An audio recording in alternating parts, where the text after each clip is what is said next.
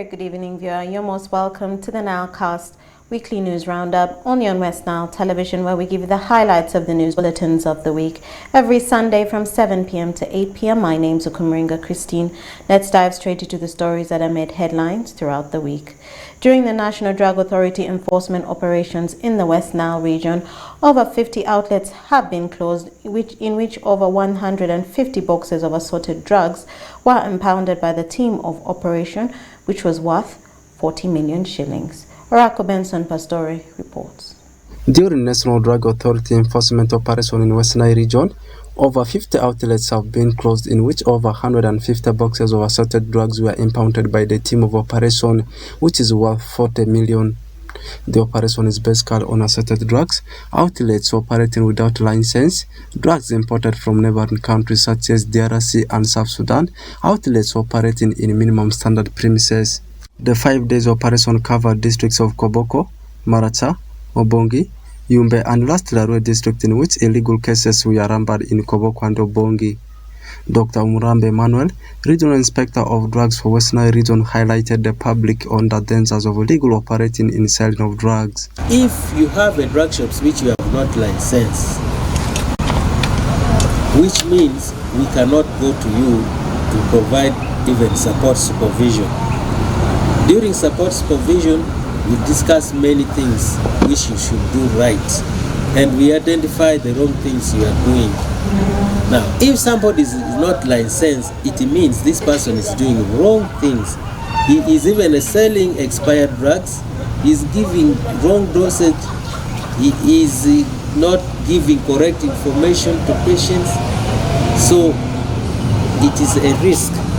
He is even selling smuggled drugs. We cannot go there to identify this because this person has not been licensed. We go there only to enforce. So those are the dangers of not licensing. Dr. Makumbi Tom, Senior Inspector of Drugs, National Drug Authority, said there is a reduction in the number of illegal activities in this financial year compared to last financial year, and further highlighted the public with the level of punishment depending on the crimes. We have about 59 outlets. It means that from the previous financial year we are seeing a reduction of more than, I think, 50%, almost 50% reduction in the number of illegal outlets. In case you are a qualified person, but you are found operating without a license and you are prosecuted in the courts of law, you will pay 1 million Uganda shillings as a fine, or serve 5 years in prison, or both. Again, you can do both. I've talked about the government of Uganda drugs here. These items you see here have been retrieved from the private sector. They belong in the public sector. The taxes you pay have already paid for these drugs, and they're supposed to be given to the public free of cost. If you are convicted of a crime of unlawful possession of government stores, you will serve 7 years in prison.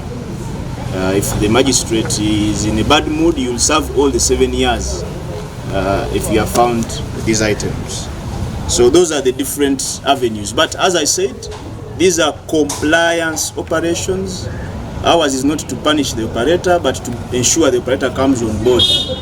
Joyce Obite, a concerned consumer in Maracha district, said operating illegally can at times make these health personnel to sell expired drugs, which at the end affects the health of the consumers, and urges the health personnel dealing in the sale of drugs to acquire license. I'm called Joyce Obutregama. My village is of Ujo A. What you are carrying is good because you also want to save people's lives. Me, I feel that selling antidated or expired drugs is not good because one may even get infected when one takes such amount of drugs. And they should also know their certificate, that the certificates of qualification must also be there.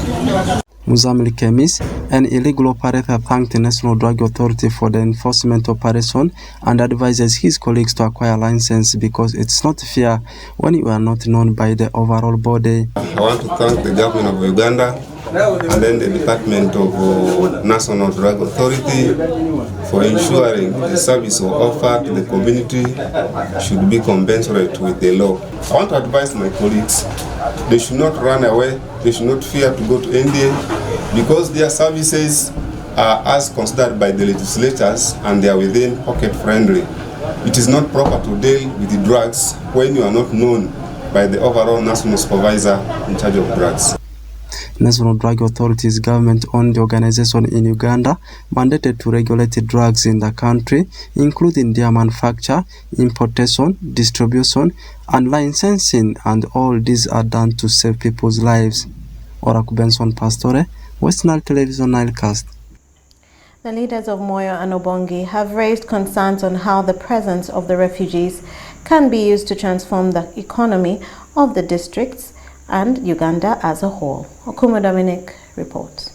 The leaders believe if the refugee population is put into good use, they can transform the economy of the district and the country as a whole, saying most of the refugee population are active and ready to engage in activities which can bring positive changes in the communities, only that some lack the necessary knowledge and skills to bring about the needed change. Honorable Dr. Joyce Moriko Kaduchu, the State Minister for Primary Education and the Woman Member of Parliament, Moyo District, when asked on how the presence of the refugees in the district can be tapped to favor the district economically, said the human resource of the refugees, if used well, can bring about positive transformation, especially if they are provided with the right knowledge and education.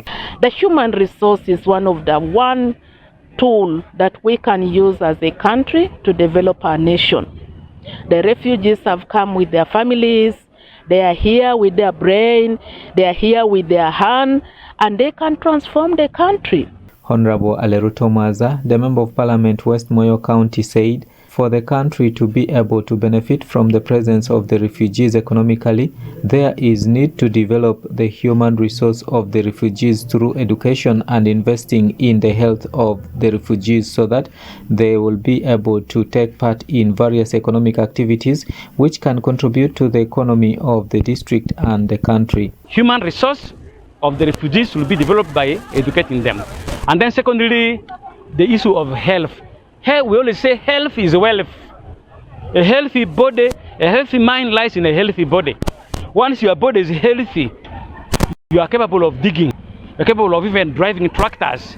You're capable of even holding the hose for the ox plow. Honorable Dr. Bokadi Di George, the Member of Parliament Obongi District, said there is need to bring on board all the different humanitarian bodies in planning for the refugee and allowing the government to monitor the different sectors and services being extended to the refugees so that the humanitarian bodies will work hand in hand with the government and the community. The annual work plans and budgets so that we see ownership of the refugees' activities by the government. We see stewardship provided by the government, what we call government-led and partner-supported programming. We see the recognition of the contribution of the partners in the humanitarian programs reflected in the annual work plans and budgets of the districts. And we see effective coordination of implementation of interventions by government and by the partners in development and the humanitarian sector to see to it that we deliver as one. Mr. Gore Goffin, the resident district commissioner Moyo, said the refugees provide market for the people in the region since they buy goods and sell to the people, with some refugees owning shops in some of the markets in Moyo and Obongi, hence contributing to the economic development of the country. One of the major resources the refugees have brought in the community is one, market availability. You know, these refugees right now, they get some funds to buy food, so they provide market, because you see, where there is a population, there is a market. Two, the refugees are even participating in the economy of Uganda. How? They are also producing, they are selling. He, however, appealed to the public to continue to harmoniously coexist with the refugees and treat them as their brothers and sisters who are currently experiencing problems in their homes. My last call to the community is that our country is Pan-Africanism, is one of our core principles. As Africans, we are one people. When we have challenges with our neighbors, we always host. So, as Uganda, let us welcome our brothers. Let us treat them as us and work together with them.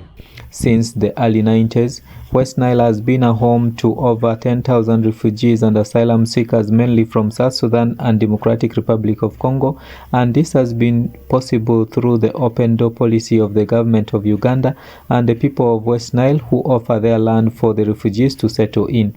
Currently, districts like Adjumani, Moyo, Obongi, Yumbe, Terego, and Madiokolo are homes to refugees and asylum seekers who continue to coexist and contribute to the economic growth of the country. Dominic Anthony Okumu, West Nile TV, Nilecast. Our power transmission line has finally been commissioned by the Vice President of the Republic of Uganda, Her Excellency Jessica Alupo, on the 4th of August 2024 at the substation point in Muni Parish, Arua City. Take a look. Arua Power Transmission Line has finally been commissioned by Vice President of the Republic of Uganda, Her Excellency Jessica Alupo. This happened on 4th of August 2024 at the substation point in Muniwad, Arua City, witnessed by different stakeholders such as religious leaders, government officials, and many more who all got impressed with the brilliant project.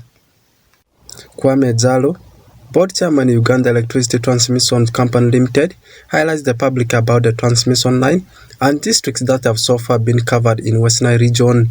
As at the end of last month, UDCL grid length had reached 4,962 kilometers with a total of 42 substations and transmission capacity of 6,945 MVA, which includes this 132/33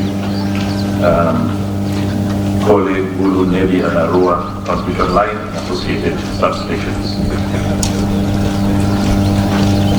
On the 31st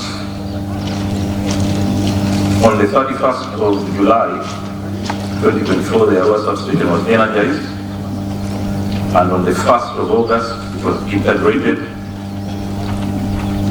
to the One Record grid.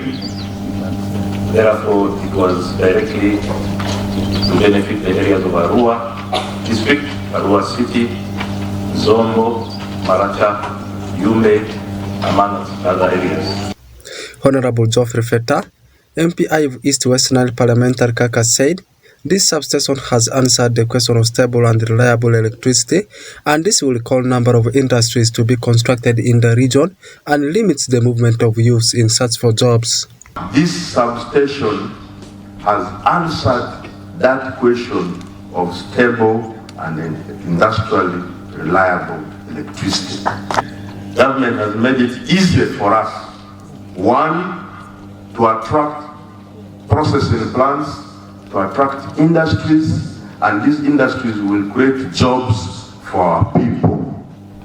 The 160 megawatts we have will now afford industries to come here. The jobs will be at home. There will be no reason for these young people to go and sit by the roadside or to travel to Lugazi or Seta. Honorable Dr. Ruf Nan Kabirwa, Minister of Energy and Mineral Development, said people must make use of the power because if they don't, the system can burst, and further said the newly born districts such as Obong district will soon be connected. Our target is to have 52,400 megawatts by 2040. So little by little, we are adding on, and as we continue expanding the distribution network. So I just want to call upon the users really to come in the region, establish factories. Now that the national grid is here, going to look at the possible available projects and see which project can accommodate the short lines or at least enter into so that they begin enjoying. Her Excellency Alupo Jessica, Vice President of the Republic of Uganda, urges leaders to encourage their people to make use of the power. Government is scaling up investments in new generation capacity because of the increasing industrialization. The electricity transmission capacity has also increased from 3,500 kilometers to 4,218 kilometers of high voltage. Ladies and gentlemen, I therefore call upon the leaders to mobilize our people to exploit this opportunity of reliable power supply in order to produce goods and services in the four sectors of commercial, agriculture, industries, services, and ICT.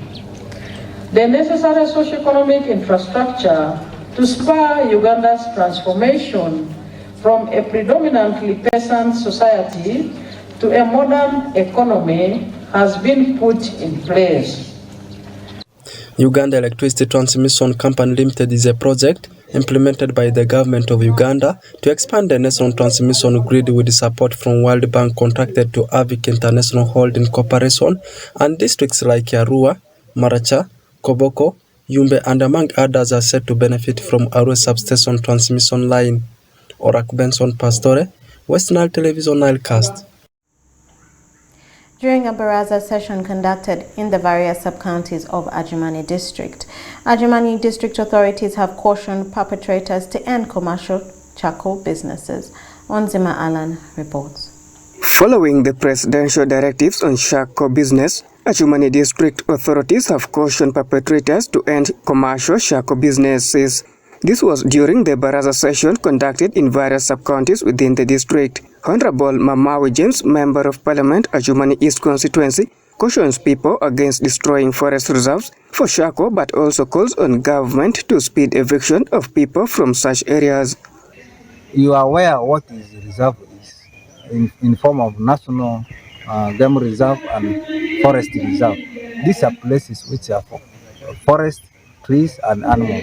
Therefore, we are telling our people not to go there. But also we are informing government that we gave you a reserve. You gazette it. Why do you allow people to stay in it?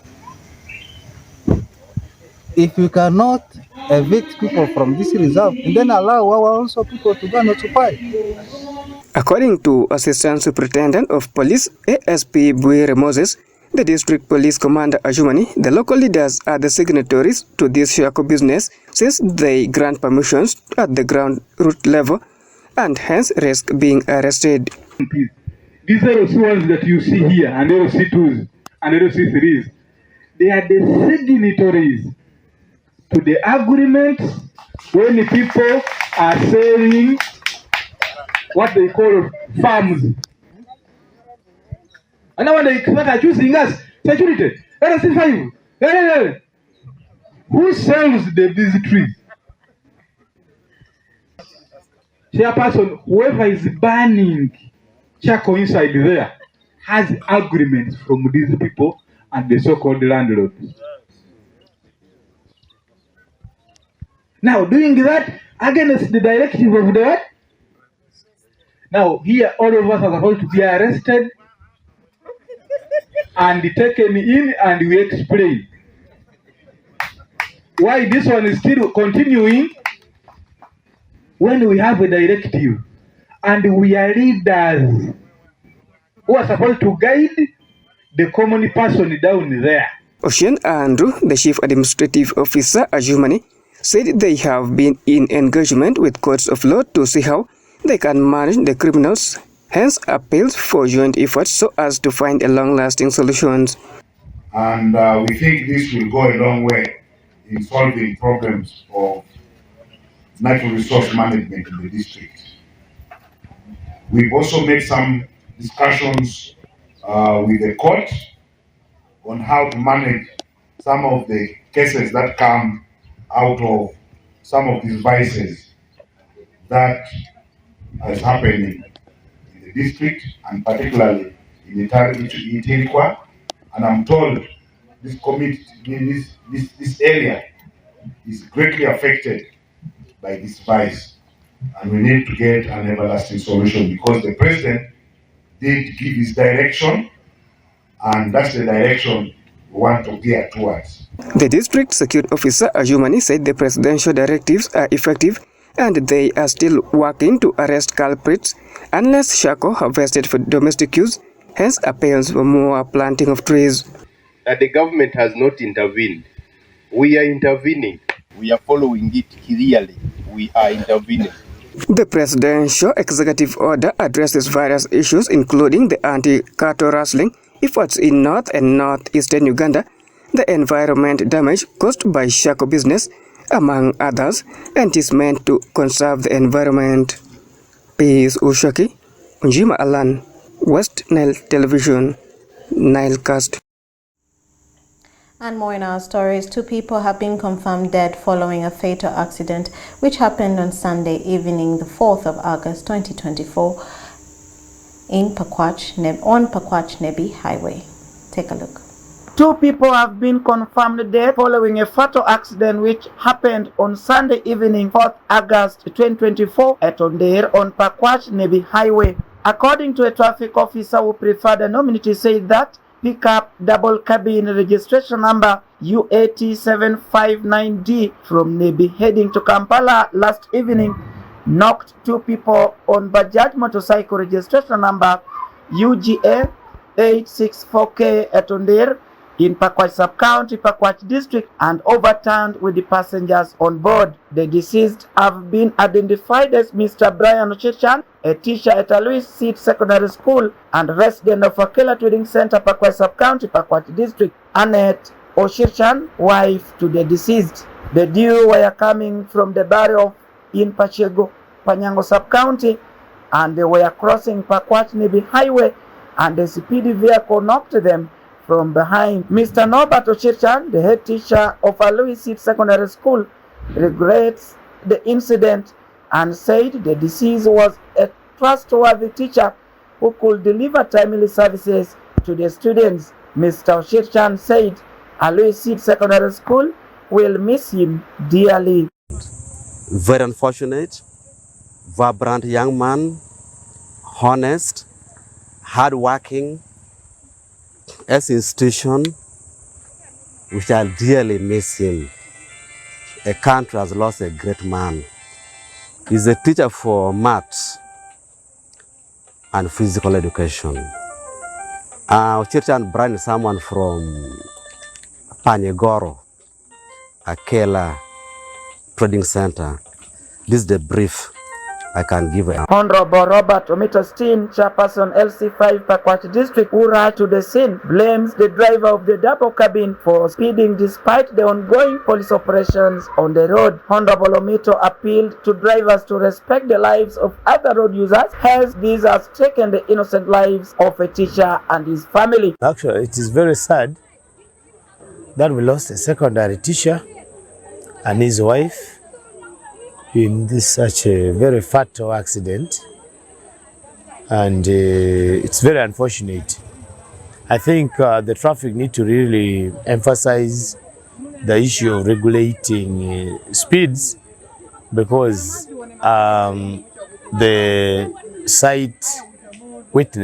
eyewitness is trying to say the car was really speeding, and so in such a scenario, how also a vehicle coming from Nebi crossing now on the other side when its rightful side is on the left, crossing to the right, it clearly indicates the driver of the car is the one who was on the wrong.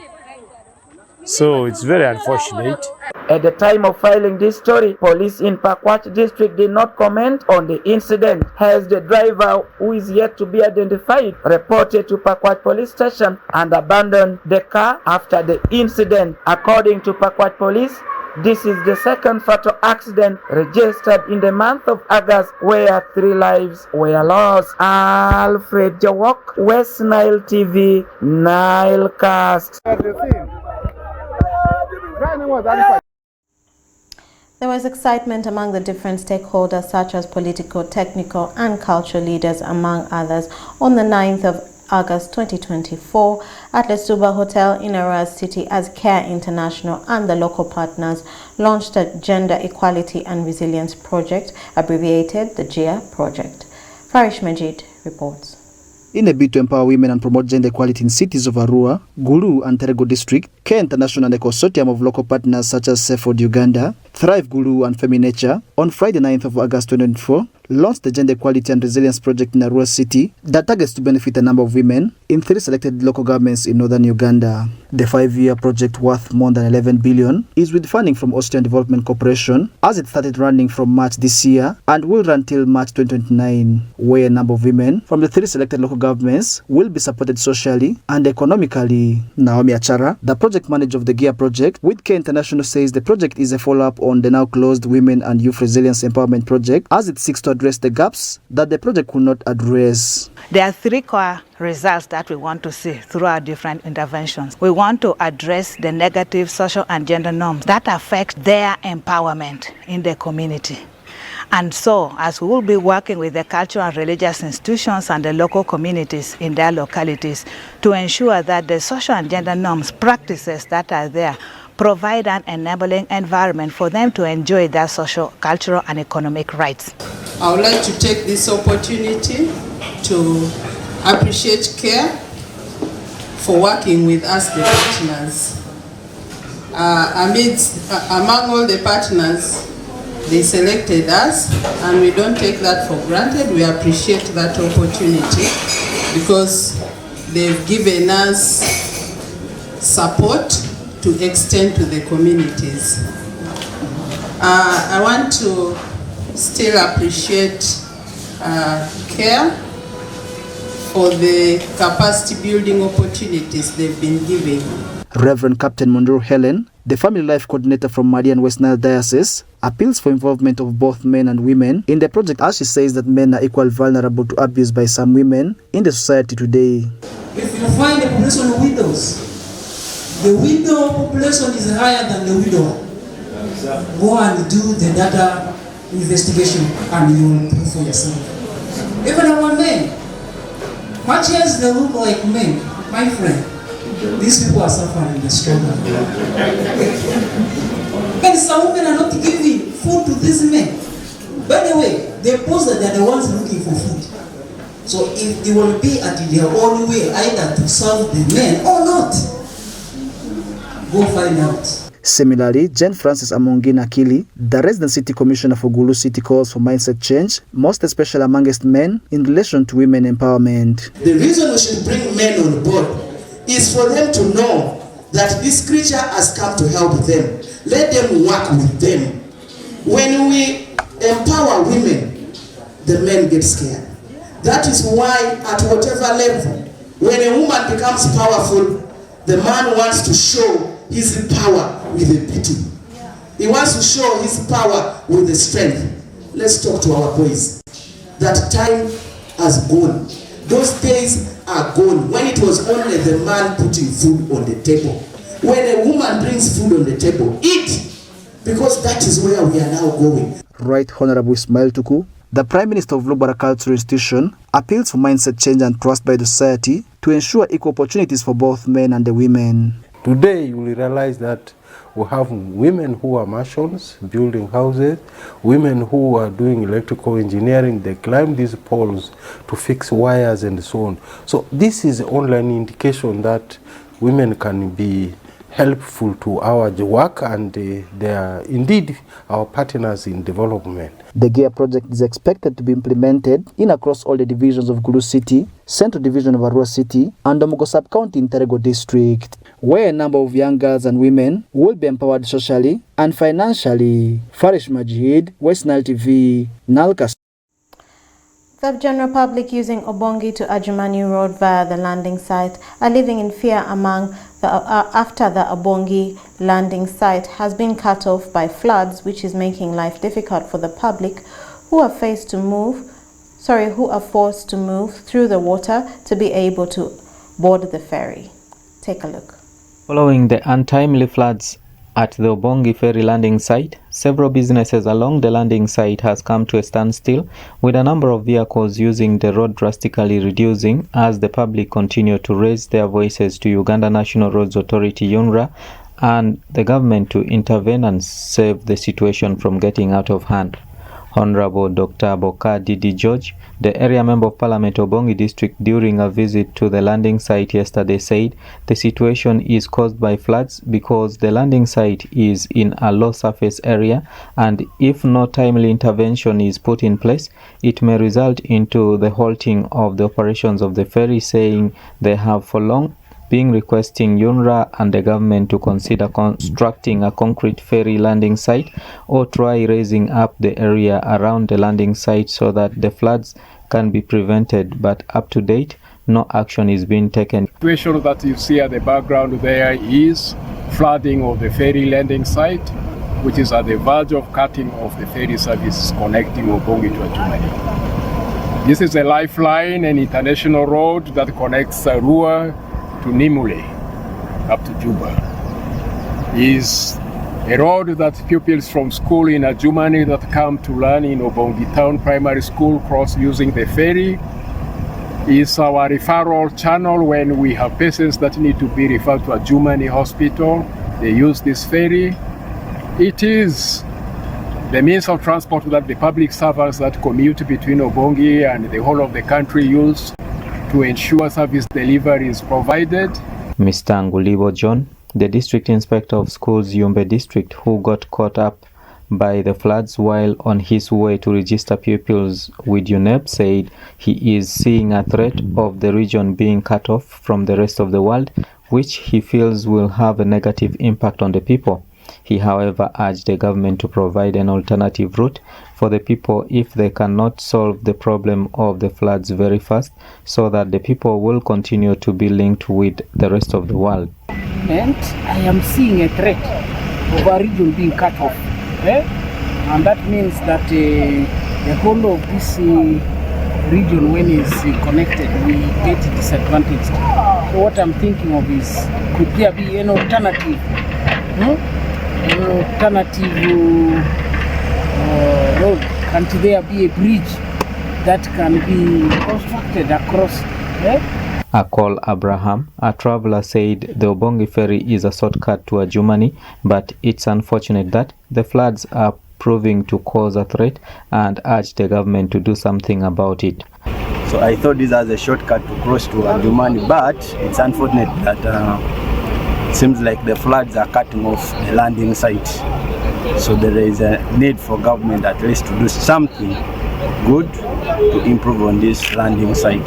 Vundra Hajra, a vendor at the landing site, said the flood has affected their business since the number of vehicles crossing using this road has drastically reduced, and this has caused a lot of problems for the business women along the landing site, saying they are now finding it hard to provide for their children, and urged the government to come to their aid. We are sorry about this flood because this flood has affected us a lot. In form of business, it has affected us because the vehicles are not moving as before. Many of our school children are not passing because of this flood. Obongi ferry was installed in the early 2000s to help link the people to the rest of the world, to promote trade and improve on service delivery for the people in the area. Because before the ferry was installed, the people of Obongi used to travel long distances to access districts like Ajumani, Gulu and Kampala, either via Laropi or Arua. However, the landing site has on many occasions been experiencing floods, which keeps affecting the ferry operations due to the location of the landing site being in a low surface land. It's upon this background that the public are calling upon the government and the Uganda National Roads Authority UNRA to do something to resolve these challenges once and for all, to allow the public to move freely and interact with the rest of the world. Dominic Antonio Kumu, West Nile TV, Nilecast. Following the devastating impact of the heavy downpours on the infrastructure like roads and footbridges, many leaders from the West Nile region want answers from the government on Goli, Nebi, Bura Road construction. Alfred Jawok reports. Zombo is amongst the many districts across the country receiving heavy downpours. The pounding and driving rain is continuing to have a devastating impact on infrastructure like roads and footbridges. The central, district and community access roads across the district are easily filled with the potholes, making it impassable. Following the devastating impact, many leaders from the West Nile region wanted answers from the government on Goli Nebi Vura roads. Asked about the NRM party's repeated promises of fixing the Nebi Paida Zeu War Vura road on 3rd August 2024 at Nebi municipality during Honorable Fiona Nyamotoro Thanksgiving ceremony, the NRM party secretary general Richard Todwong said the road is in the manifesto.